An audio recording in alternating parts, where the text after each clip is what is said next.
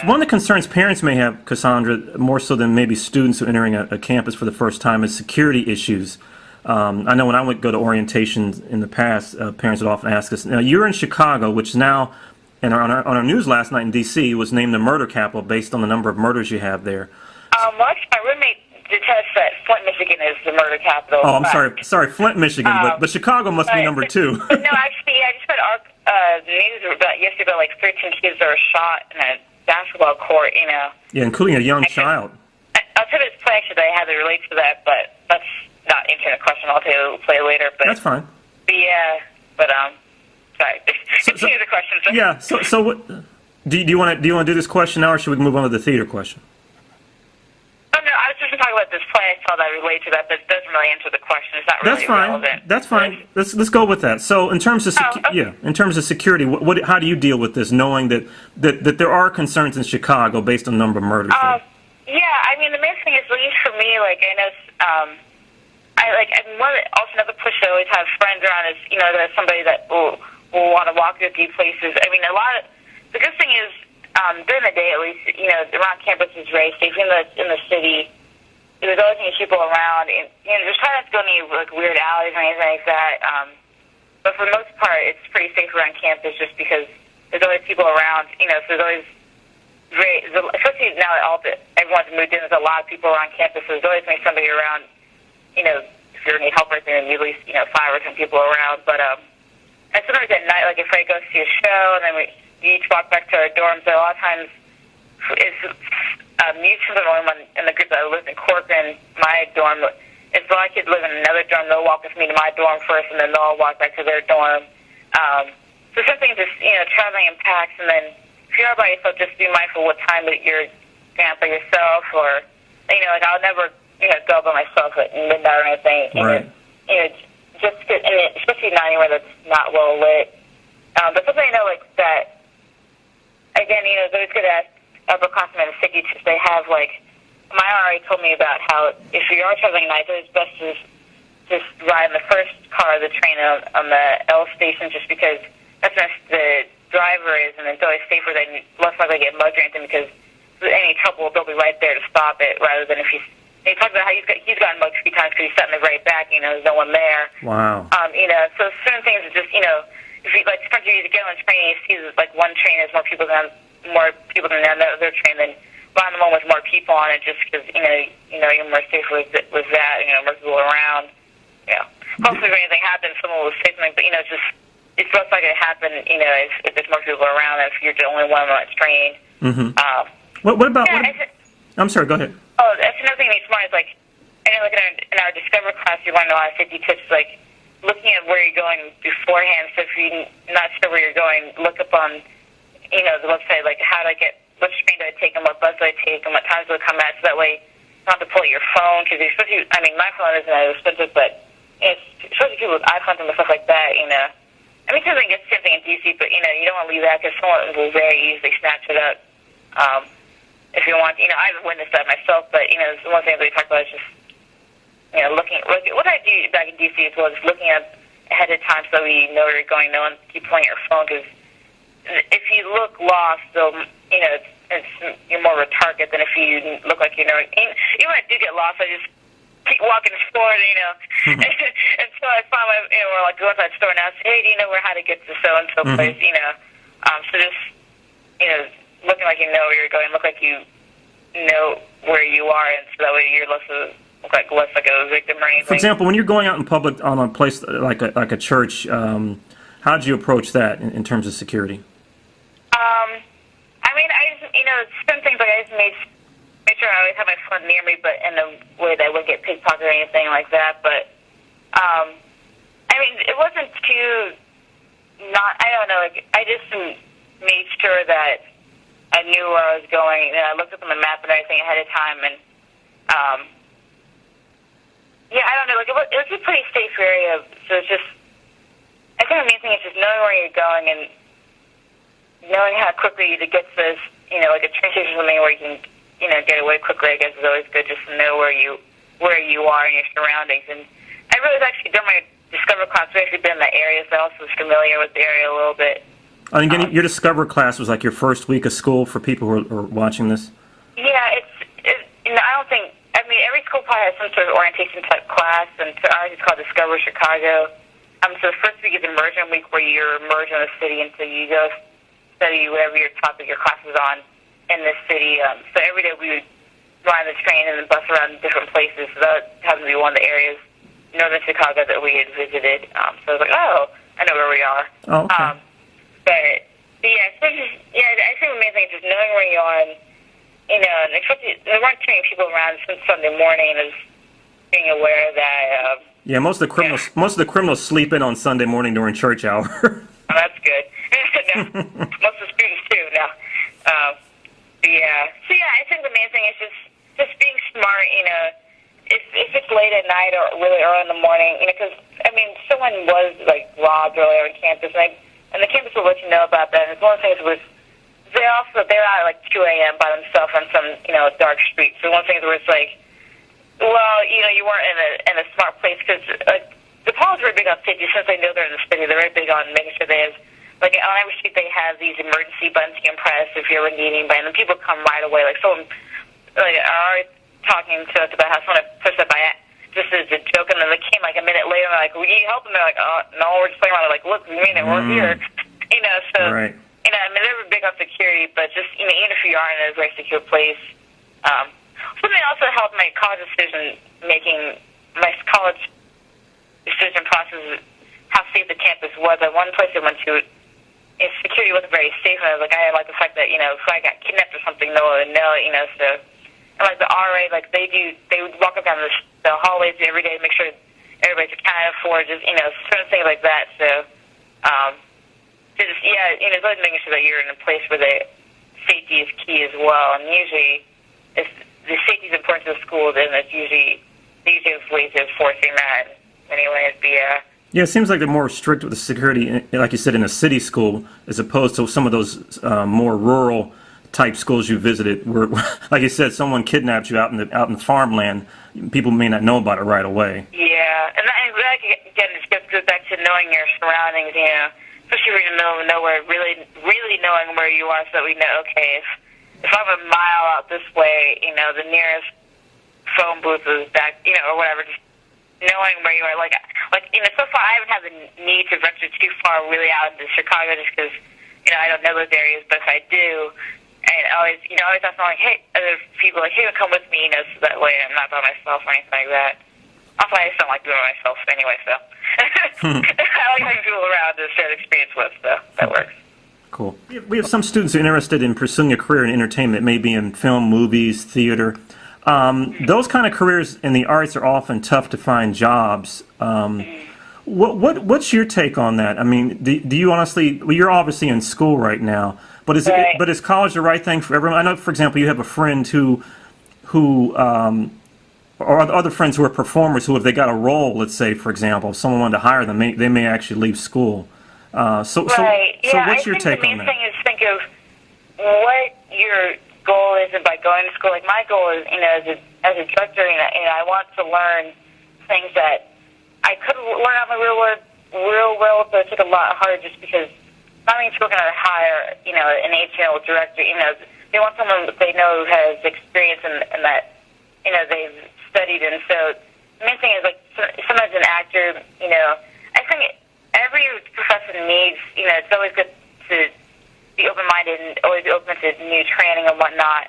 But let's say if you're an actor and you realize that there's a really great business opportunity, to confirm that it's a good business opportunity, not just going out there to see how it goes, but confirm that, I know this place will have me, sure go for it, but, still on the side then take classes somewhere, just always be learning, because, people always like artists that are constantly growing and constantly improving.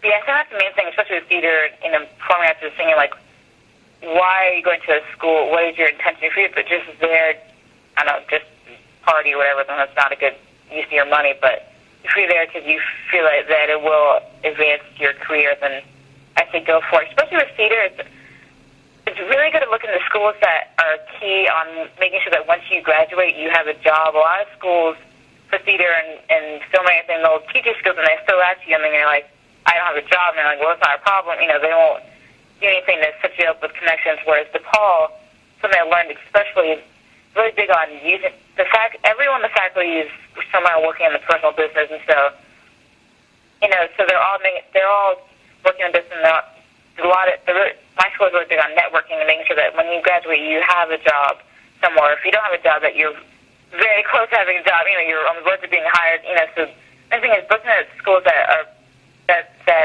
value making sure that you are employed afterward. Because there's so many places that will just teach you stuff and then throw you out there and won't even give you the experience to know how to apply it. They won't show you how to make a portfolio or correctly to interview for things or audition for things or how or anything like that. They'll just simply throw you out there. That's one of the reasons why DePaul is really big on making sure that you won't be this starving artist that's groveling for food. You may be a starving artist because it takes time to grow yourself, but at least you'll have a roof over your head and, and a box of cereal, but something at least to get you started. And I suggest for anyone who is applying for schools, remember that performing arts is very competitive. I've known people who auditioned for DePaul even and got cut the first round of acting just because there's so many people applying. It's conservatory, so it's especially competitive. But anywhere you go for performing arts, it's usually competitive. So always prepare, for acting, even if you've done a monologue a million times. Meet with somebody for an hour or two and just have them coach. For me, I had interviews at places, so my drama teacher had a mock interview with me, just so I could, prepare myself better for the interview myself. So just, even just an hour, so just preparing and showing that you've done the work beforehand to really make yourself stand up from everyone else is important because there's so many other people, who, everyone's talented, so it's just a matter of how do you set yourself apart. If you're equally talented, how you, the difference may be that you present yourself better or that you know how to convey your ideas better. Cause that's the main thing. It's just making sure you set yourself apart and not getting a phase. You can walk in a room and most of us just seem to be the same room as 25 other people. You know that maybe like two of you will move on. So it's the thing is try not to get daunted by the fact that there's other people there. A lot of times, a lot of people like to have that waiting room, like anxiousness. They talk about all the shows they've been in, or they talk about what they've done. And the thing is, you're not there to prove yourself to them. You're there to prove yourself to the people that are interviewing you. So, I think a lot of times people get phased out by that, but, it's like, the thing is, most times people who are talking a lot like that are people who are not as secure about what they're doing, so they're the ones who, talk about it, but then they're also the ones that usually don't make it into the program, the people who are like, I did this so much there, so you don't see in the school with you, mainly focus. And we need to, bring an iPod or something, tune them out, play your own music or whatever, just whatever you do to get ready, try not to let those things phase you. But, the main thing is, it's sometimes a lot of places focus on math and science, those are, equally valid career choices, but and certain students only see the performing arts as a valid choice. And the thing is, it can be just to be smart about how you approach it and know how to be successful and who can make you successful. And it's just a matter of finding out venues.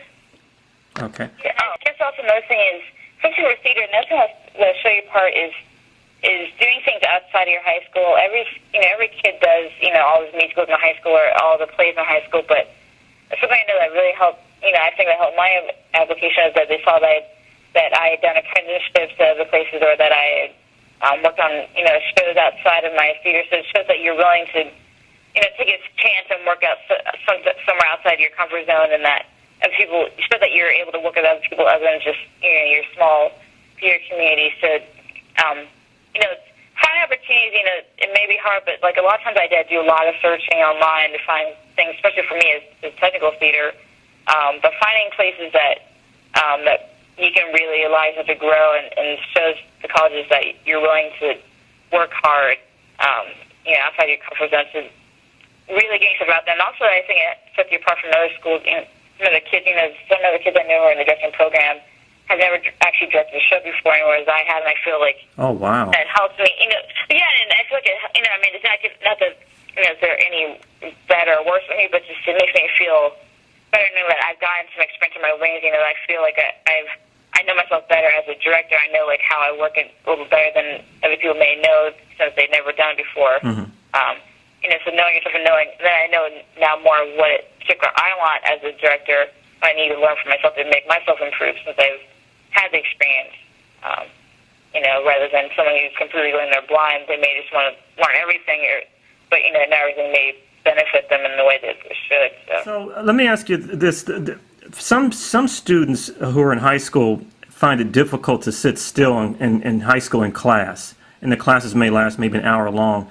In college, I would take it you probably have to sit for lectures that are much longer. Sometimes your professors are not the most interesting people and they're boring.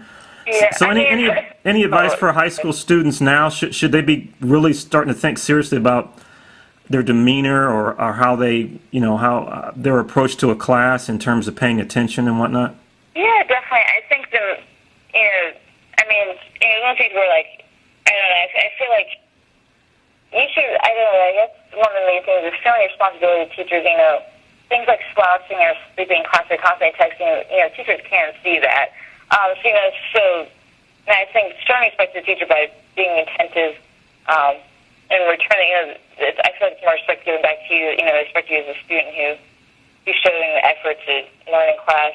And for me, I also can't sit for a long period of time. I get very antsy a lot, so, you know, I mean, nothing wrong with, you know, sitting in class and, you know, doing a little back stretch or whatever, you know, it's fine. But also, like, for me, since I don't have a lunch break, I bring a lot of snacks, you know, not every period lasts class, but for me, that also especially helps me stay awake is, you know, having a snack on the side. And if you can eat, I don't know, bring a mint or something, you know, something, you know, or if you can't have gum, just something small that, you know, unwrap beforehand and put in your mouth just kind of keep you going. You know, my classes haven't been too much luxury just because they haven't been too luxury-based and they haven't been too boring. Mm-hmm. But you know, I found my materials interesting, but I'm sure I'll probably have classes later on that I'm interested in. Main thing is just, I don't know, trying to find new ways to look at it to make it interesting for yourself. You know, not every class is going to be interesting, but it's still required to graduate.